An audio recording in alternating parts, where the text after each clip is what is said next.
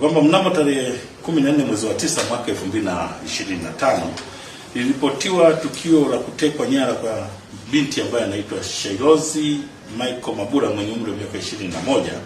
Alikuwa ni mwanachuo katika chuo cha Mzumbe, chuo kikuu cha Mzumbe ndaki ya Mbeya, ambaye alikuwa katika kitivo cha sheria na alitekwa na watu wasiofahamika, ambapo tarehe 16 mwaka 2025 mwezi wa 9 majira saa 5, yani tarehe 16 mwezi wa 9 mwaka 2025 majira saa 5 usiku, huko mtaa wa Moravian uliopo kata ya Isyesye jijini Mbeya, mwili wa mwanachuo huyo ulikutwa ukiwa umechomwa moto. Kwa hiyo baada ya tukio la kutekwa, matokeo yake tarehe 16 mwezi wa 9 majira ya saa 5 za usiku kwenye huo mtaa wa Moravian niliosema kata ya Isyesye, mwili huo ulikutwa ukiwa unachomwa moto. Kwa hiyo kufuatia tukio hili, jeshi la polisi mkoa wa Mbeya ilianza ufuatiliaji ili kuwabaini na kuwakamata wale wote waliohusika katika tukio hilo kwa kutumia kikosi chake cha askari mahiri wenye weledi katika masuala mazima ya ufuatiliaji wa matukio kama haya. Kwa hiyo katika ufuatiliaji huo, mnamo tarehe 24 mwezi wa 9 mwaka 2025 majira ya saa 4 za asubuhi alikamatwa mtu mmoja anaitwa Marwa Nyahega John mwenye umri wa miaka 25. Huyu ni mkazi wa Uzunguni A hapa jijini Mbeya, ambaye katika mahojiano na hii timu ya upelelezi alikiri kuwa yeye pamoja na wenzake wawili ambao ni Edward Christopher Kayuni na Webusta William Mwantebele kwa pamoja walikula njama na mteka nyara Shailozi Michael Mabula ambaye kwa sasa ni marehemu, kwa lengo la kujipatia fedha nyingi kutoka kwa baba yake mzazi aitwaye Dr. Mabula Michael.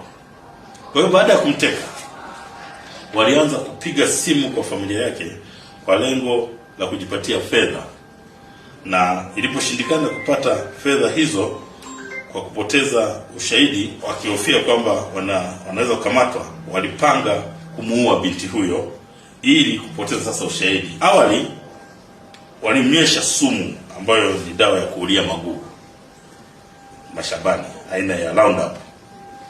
Kwa hiyo iliposhindikana kuondoa uhai wake, waliamua kumnyonga kwa kamba hadi kufa, kisha kuamua sasa kwenda kuchoma mwili wake. Kwa hiyo baada ya kupata taarifa hiyo, ufuatiliaji uliendelea, na ilipofika tarehe 25 mwezi wa 9 mwaka 2025 alikamatwa mtuhumiwa mwingine ambaye anaitwa Webusta William Mwantebele mwenye umri wa miaka 27. Huyu ni mlinzi ambaye alikiri kushiriki kufanya tukio la utekaji na mauaji ya binti huyo, na alieleza kuwa tukio hilo walifanya kwa kushirikiana na wenzake ambao ni Marwa Nyahega John na Edward Christopher Kayuni. Aidha, alieleza kuwa anaweza kwenda kuonyesha askari watumiwa wengine walipo au watumiwa wenzake, kwani wamepanga kwenda mafichoni kwenye machimbo yaliyoko katika wilaya ya Chunya. Hii yote ni katika kukwepa mkono wa sheria usiwafikie. Kwa hiyo mnamo tarehe 27 mwezi wa 9 mwaka 2025 aliwachukua hawa askari polisi na kwenda nao katika kijiji cha Charangwa, eneo waliokuwa wamepanga kukutana. Askari polisi waliweka mtego kwa ajili ya kumkamata na kumnasa mtu huyu ambaye Webusta William Mwantebele ambaye sasa ni mtuhumiwa katika kesi hii alisema atawaonyesha. Kwa hiyo baada ya muda alifika mtu mmoja na mtuhumiwa huyo akawaeleza askari kuwa huyo aliyekuja ndiye Edward Christopher Kayuni na ndiye waliyeshirikiana naye kumuua yule binti ambaye nimemtaja Shailozi Mabula. Kwa hiyo askari alipojaribu kumkamata mtuhumiwa huyo, alichomoa kisu ghafla na kuanza kuwatishia askari kwa kutaka kuwachoma kisu hicho. Kwa hiyo askari walifyatua risasi hewani na kumuonya mtuhumiwa ajisalimishe yeye mwenyewe na aache kitendo hicho cha kutaka kuwachoma askari, lakini alikaidi. Baada ya kukaidi amri hiyo, yeye aliendelea kumkunja shati ya askari, lakini kutokana na umahiri wa yule askari na mafunzo ambayo ameyapata ya kujihami, aliweza kumdhibiti. Lakini pia askari wengine waliokuwepo karibu waliweza kufyatua risasi nyingine iliyompata kwenye mguu wa kushoto na huyo mtuhumiwa akaanguka chini. Hii yote ilikuwa ni katika kumnyong'onyesha ili asiweze kuleta madhara kwa askari. Kwa hiyo wakati wa purukushani hizo, wakati zinaendelea, mtuhumiwa Webuster William Mwantebele naye aliona ndo nafasi ya kuweza kuwakimbia askari ili kukwepa mkono wa sheria usimfikie au mkono wa sheria dhidi yake usiendelee kumdhibiti. Ndipo askari baada ya kugundua hilo pia waliona na yeye waweze kumdhibiti kwa kupiga kwanza risasi juu, wakimuonya asiendelee kukimbia. Na hizo risasi zilizopigwa ni zaidi ya risasi 3 na kumtaka asimame, lakini alikaidi na kuendelea kukimbia kuelekea vichakani. Kama mnavyojua, eneo la Charangwa liko kwenye kuna miti na makazi yako mbali kidogo, kwa hiyo alikuwa anakimbia ili aweze kujificha kuelekea kwa vichakani. Na ndipo walipopiga risasi iliyopelekea kumjeruhi mguu wa kulia na nyingine ilimpata mgongoni na aliweza kuanguka chini. Kwa hiyo majeruhi hao wote wawili walichukuliwa kwa haraka sana ili kuwafikisha katika hospitali ya wilaya ya Chunya ili waweze kupata matibabu. Lakini walipofikishwa pale kwa bahati mbaya ilibainika kuwa tayari wamekwisha fariki dunia.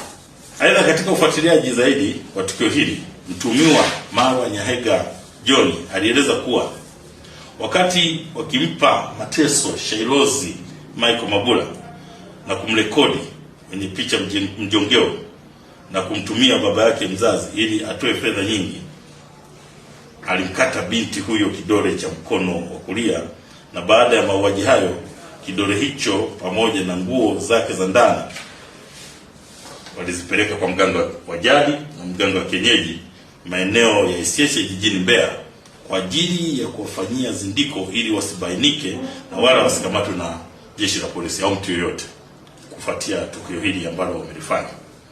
Kwa hiyo waliamini hivyo na walifanya hivyo. Kwa hiyo mtumia huyo baada ya mahojiano alikwenda kuwaonyesha askari kwa huyo mganga ambako walipeleka hicho kidole cha huyo marehemu pamoja na nguo zake za ndani.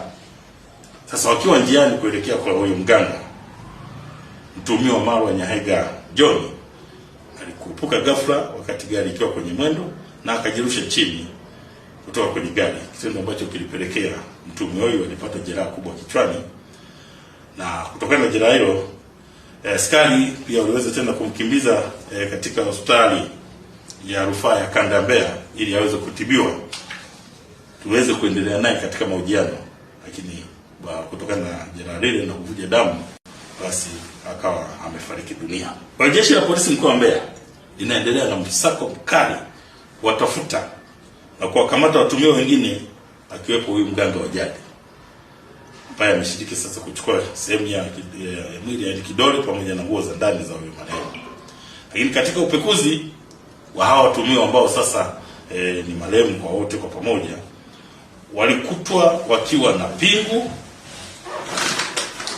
2, vitambulisho 2 vya bandia vya Jeshi la Wananchi Tanzania na TPDF vyenye picha na majina yao, lakini pia walikuwa na simu zenye picha zinazoonyesha namna walivyokuwa wanatekeleza uhalifu wao na kurekodi haya matukio na kuyorusha kwa mzazi.